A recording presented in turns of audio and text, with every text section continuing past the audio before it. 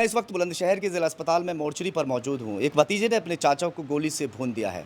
क्या कुछ पूरा मामला है, थोड़ा जानने की कोशिश करेंगे। क्या नाम है आपका? मेरा है मणिकांत शर्मा। कहाँ से हैं आप? हम क्वाडसी खुर्जा थाना कौन बुलंदशहर। सा हाँ, लगता है? ये हमारा खुर्जा।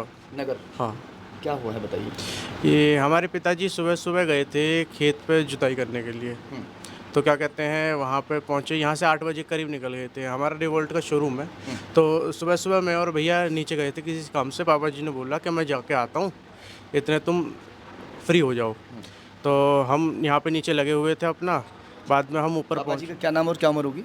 हमारे पिताजी का नाम है ब्रजमोहन शर्मा, गुड्डू शर्मा के नाम से भी जानते हैं लोग उनको। उम्र क्या है? और क्या कहते हैं, हमारे पिताजी की उम्र है 45-46 के करीब। अच्छा।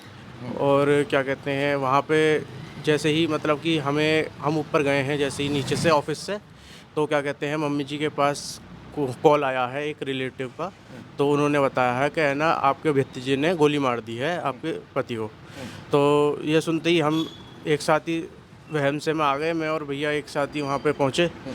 गाँव पहुँचे तो क्या कहते हैं, वहाँ पे उन्होंने हमें ये बताया कि क्या कहते हैं कि पुलिस वाले गोली मारने वाले को और जिसके गोली लगी है उसे थाने ले गए।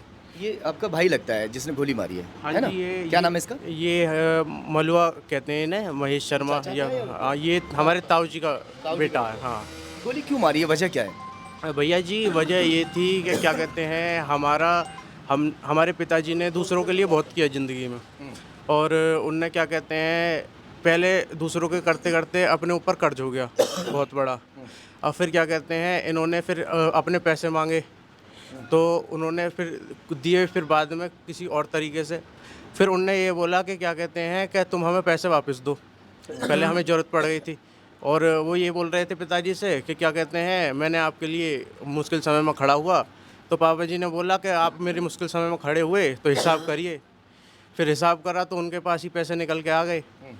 फिर बाद में वो उसको माने नहीं और जो बोलने ज़मीन लगे। है, उस ज़मीन को आपका जो भाई है, वो हुँ। जोत बो रहा था। हाँ लीज़ जी। वगैरह पर आपके पापा ने दे दी थी, जहाँ तक हाँ, हमें जानकारी हुई है। हाँ, हाँ, हाँ। उसमें क्या है वो बताएँ?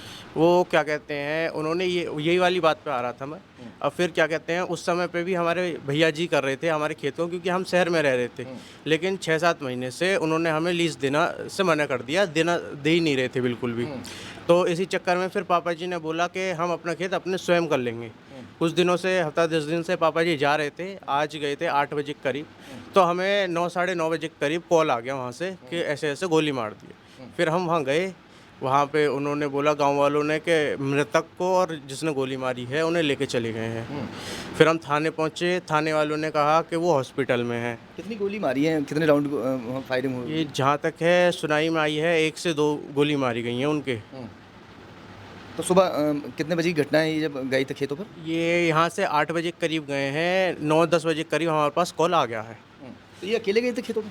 हाँ जी, कार से गए थे। पापा जी बोल रहे थे कि मैं आ रहा हूँ कुछ टाइम में, आप इतने फ्री हो लो, फिर और काम करेंगे। ऐसा कभी आपने ऐसा अंदाज़ा लगाया कि जो आपका भाई है, रात-दिन जो चाचा-चाचा करता आगे-पीछे घूमता है, क्या वो इतनी बड़ी घटना को अंजाम दे सकता है? कभी सोचा था ऐसा?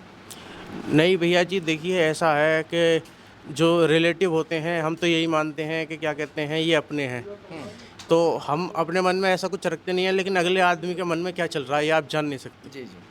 तो यही हुआ है हमारे साथ भी। हमें पता नहीं था कि भाई साहब ऐसा करेंगे वो हमारे साथ।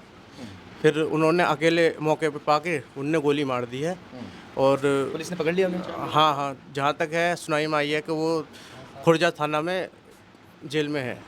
अपने ही अपनों के दुश्मन बन रहे हैं। वो भी सिर्फ़ ज़मीन के टुकड़े के लिए, ज़मीन के एक टुकड़े के लिए भतीजे ने चाचा को आज गोलियों से भून दिया है। फ़िलहाल बताया जा रहा है कि पुलिस की वो पकड़ में है। यहाँ पोस्टमार्टम चल रहा है। देखते हैं कि आगे इसमें क्या होता है।